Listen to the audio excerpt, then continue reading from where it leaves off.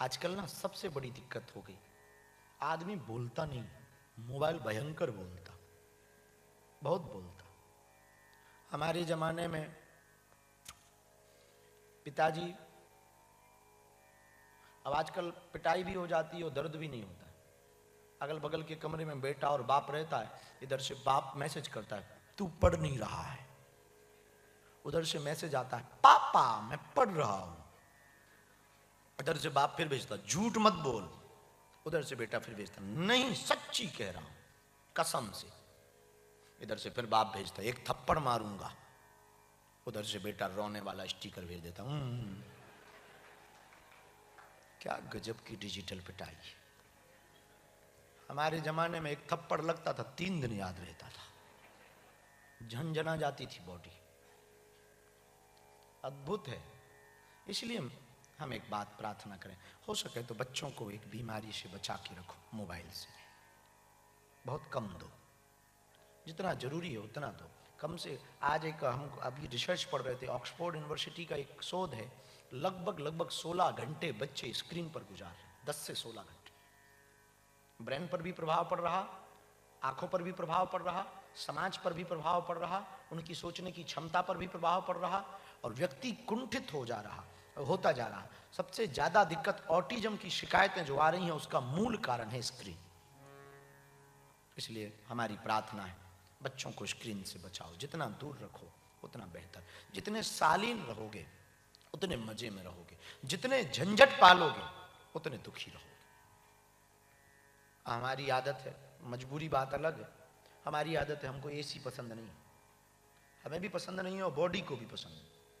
और कल आपने इतनी भयंकर एसी दे दी कि पूरा गला बैठा, आज बंद है, मजा आ रहा है, हल्का हल्का पसीना आ रहा है, मजा आ रहा है। तो झंझट, अब जिनको आदत हो गई वो कुछ भी कर लें, उन्हें एसी ही चाहिए, नहीं तो उनको आफत होती है। जितने झंझट कम पालो उतने आनंद में रहोगे। हम लोग एक चौपाई पर हनुमान कथा गा रहे हैं। हनुमान सम नहीं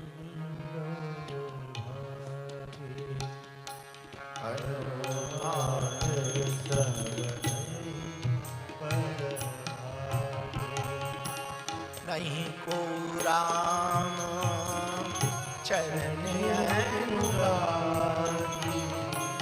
नहीं कोई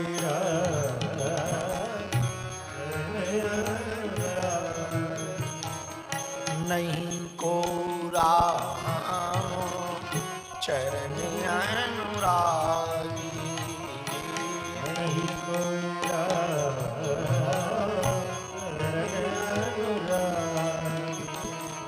सीताराम सीताराम सीताराम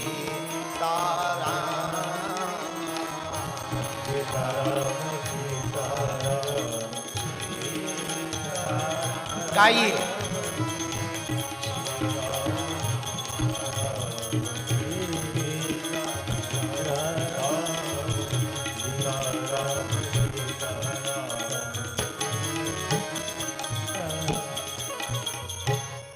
हनुमान जी के जैसा कोई दूसरा बड़भागी नहीं है।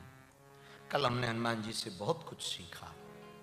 कल की कथा में हनुमान जी ने क्या अद्भुत सिखाया।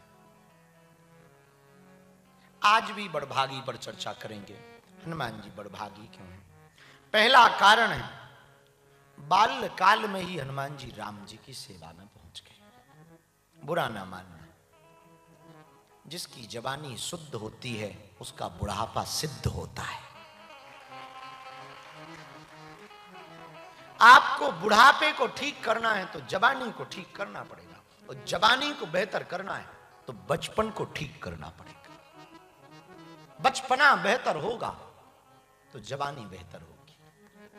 और एक प्रार्थना करें, बेटा बेटियां जितने हमारी कथा को अभी सुनेंगे या बाद में सुनेंगे, इस मस्कट ओमान की कथा को, हम एक प्रार्थना करें, आप 18 वर्ष से 25 वर्ष तक सावधान रहो। 18 वर्ष से 25 वर्ष के बीच में जो बालक या बालिका सुधर गए वो कभी बिगड़ नहीं सकते हैं। इस उम्र में जो कंट्रोल रहे वो बिगड़ नहीं सकते, और इस उम्र में जो बिगड़ गए उनका सुधरना बड़ा कठिन है। सुधर सकते हैं। कोई सच्चा सदगुरु मिले, किसी की कृपा दृष्टि पड़ जाए तो ये तो कोई बहुत बड़ी बात, लेकिन सुधरना बड़ा मुश्किल। रावण के सामने हनुमान जी खड़े, रावण सुधरा क्या? नहीं सुधरा। उल्टा कह रहा था, हे बंदर तू हमें ज्ञान देगा। हनुमान जी बोले ज्ञानी आदमी तो हम तो ज्ञान नहीं समझा रहे हैं, समझ जाओ तो समझ जाओ। रावण बोला क्या समझना?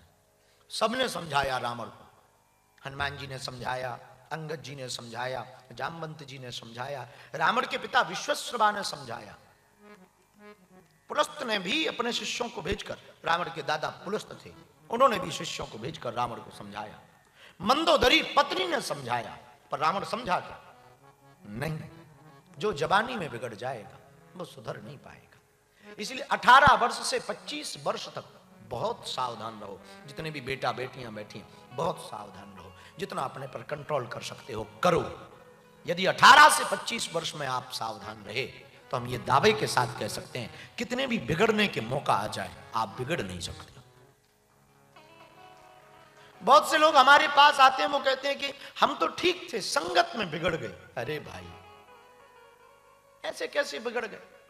एक हाथ से ताली थोड़ी बजती। हम तो उनके चक्कर में ऐसा कर बैठे। ऐसे कैसे कर बैठे?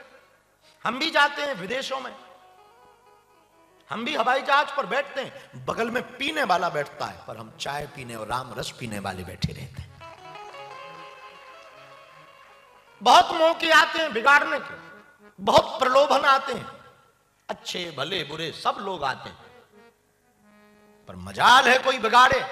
गुरु का सुधारा हुआ भला कैसे बिगड़ सकता है?